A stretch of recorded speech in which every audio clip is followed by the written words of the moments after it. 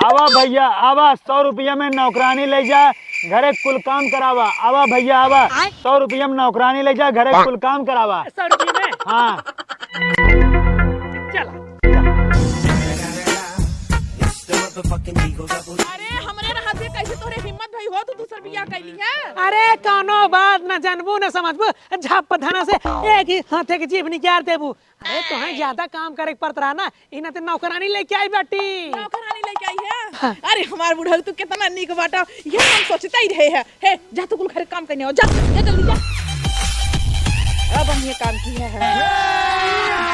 अभी मजा आएगा ना भिड़ो। लेकिन एक सेकंड, हाँ यहीं बैठा रहा, जाई देखी नौकरानी कुछ बनाए हुए चाय नाश्ता लेके आई, दोनों जने आराम से खाई जाए। अरे जा जल्दी लेके आवा जा। हाँ हाँ। Oh no. अरे कुछ बनाए बाटू।